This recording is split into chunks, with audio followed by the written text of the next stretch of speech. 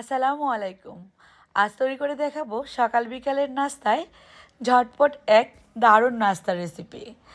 চাইলে ডিনারেও রাখতে পারেন এই নাস্তাটি। এটা হচ্ছে কেবেজ ব্রেড।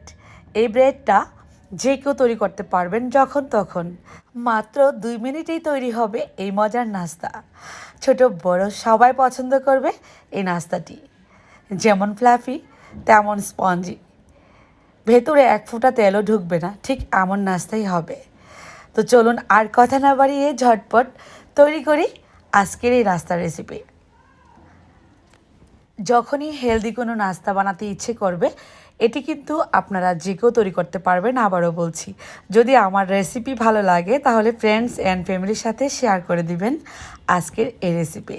প্রথমে একটি মিক্সিং বলে নিয়ে নিচ্ছি 2টা ডিম, লবণ দিয়ে দিচ্ছি 1 চা চামচ পরিমাণ, চিনি 1 টেবিল চামচ পরিমাণ দিলাম। এবার একসঙ্গে ভালোভাবে ফেটিয়ে নেব। একটা হ্যান্ড উইক্স দিয়ে বা কাঁটা চামচ দিয়েও ফেটাতে পারেন। তারপর এর মধ্যে অ্যাড করে দিব হালকা কুসুম গরম দুধ। এই দুধ দিয়েই আমি আজকে এই ব্রেডের ব্যাটার তৈরি করব। তার আগে ডিমটাকে দুধের সঙ্গে ভালোভাবে মিশিয়ে দিলাম। ইস্ট দিয়ে দিচ্ছি 1 টেবিল চামচ পরিমাণ। ইস্ট দেওয়ার পর ইস্টটাকেও হ্যান্ড উইক্সের মাধ্যমে ভালোভাবে একটু মিশিয়ে নিলাম। এবার দিয়ে দিব এর মধ্যে ময়দা। অবশ্যই ময়দা ব্যবহার করবেন, তাহলে বেশি ফ্লাফি হবে এই ব্রেড। দিয়ে দিচ্ছি আমি 3 কাপ পরিমাণ ময়দা। এবার হাত দিয়ে ভালোভাবে মিলিয়ে নেব। এখানে যদি আরও একটু পরিমাণ দুধ লাগে সেক্ষেত্রে দিয়ে নিতে হবে। একটু সময় নিয়ে এই ব্যাটারটা তৈরি করতে হবে। আরও একটু দুধ দিয়ে নিচ্ছি, অল্প অল্প করে দুধ দিব। এটা অত ঘনও হবে না ব্যাটার, অত পাতলাও হবে না। আমি যেভাবে তৈরি করছি আপনারা কিন্তু দেখলেই বুঝতে পারবেন। দেখে দেখেই বুঝে নিতে হবে। অল্প অল্প করে দুধ দিয়ে আমি মসৃণ একটা ব্যাটার তৈরি করে নিব।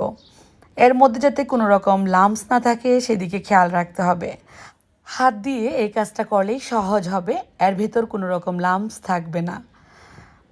এবার আমি এর মধ্যে অ্যাড করে দিব, যখনই দেখলাম যে মসৃণ হয়ে গেল এই ব্যাটার, তখন 1 কাপ পরিমাণ গাজর কুচি, 1 কাপ পরিমাণ বাঁধাকপি কুচি, সামান্য পরিমাণ ধনিয়া পাতা, আর দিচ্ছি 2-3টা কাঁচামরিচ কুচি। এগুলো এখন ব্যাটারের সাথে ভালোভাবে মিশিয়ে নেব।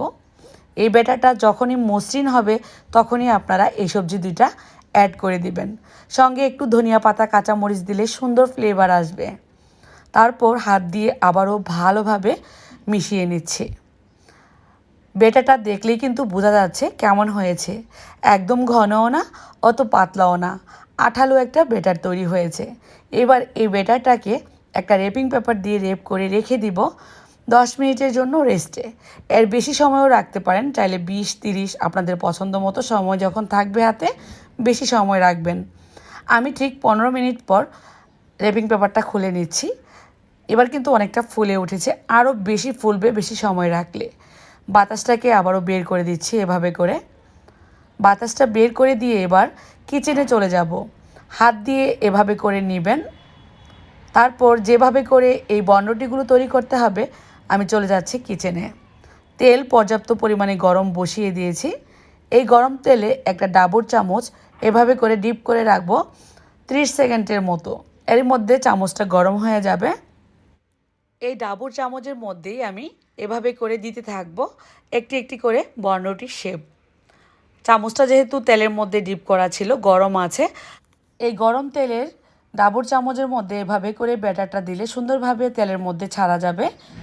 আর এই ব্রেডগুলা খুব সুন্দর রাউন্ড হবে আর কি, শেপগুলা সুন্দর আসবে। এখানে চাইলে আপনারা 2টা-3টা করেও দিতে পারেন। বেশি দিলে আবার দেখা গেছে 2টা ছোট হবে 2টা বড় হবে। জায়গাটা যত বেশি থাকবে ততই বড় হবে ফুলে। আমি 4টি করেই দিলাম। 3টা করে বা 2টা করে দিলে আরও বেশি বড় হতো আর কি এই ব্রেডগুলো। এই ব্রেডের ভেতরে একটা ফোঁটা তেলও ঢুকবে না, উপর থেকে ফুলতেই থাকবে। আর একটু তেল দিয়ে দিলে উপরে আরও বেশি ফুলে উঠবে। নিজে নিজে আপনি কিন্তু ঘুরে ঘুরে ফুলে যাবে এই ব্রেডগুলো। কতটা লোভনীয় তাই না? এই ব্রেডগুলা এমনিতেই খাওয়া যায়, সুন্দর ফ্লেভার আর ভেজিটেবল থাকার কারণে অনেক বেশি হেলদি। চাইলে আপনারা সসের সাথেও খেতে পারেন, যে কোনো কিছুর সাথে খেতে পারেন। তো যে যে কালার রাখতে চান সেই কালার করে ভেজে নেবেন। আমি হালকা ব্রাউন কালার রাখবো আর একটু কালারফুল করেও ভেজে নেব। তো সুন্দর হয়েছে কিন্তু আমার আজকের এই ব্রেড। আর ভেতরটা কেমন হয়েছে আমি নামিয়ে দেখিয়ে দিচ্ছি। হয়ে গেল মাত্র 2 মিনিটের মধ্যে ভাজা। এবার তেল থেকে ছেঁকে নামিয়ে নেব ছাঁকনি চামচের মাধ্যমে। হালকা কালার রাখলাম 2টা আর 4টা একটু ভালোভাবে ভেজে নিলাম কালার করে। কতটা তুলতুলে নরম হয়েছে এই ব্রেড দেখলেই কিন্তু বোঝা যায়। এত বেশি লোভনীয় আর টেস্টি, আপনারা কিন্তু ট্রাই করে ফেলবেন। আর আমার আজকের রেসিপি কেমন লাগলো আপনাদের কাছে অবশ্যই কমেন্ট করে লিখে জানাবেন। ভেতরটা কতটা ফ্লাফি, তাই না? খাওয়ার পর আরও বেশি মজা।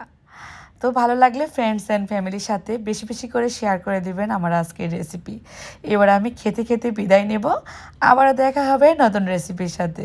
সেই পর্যন্ত আল্লাহ হাফেজ।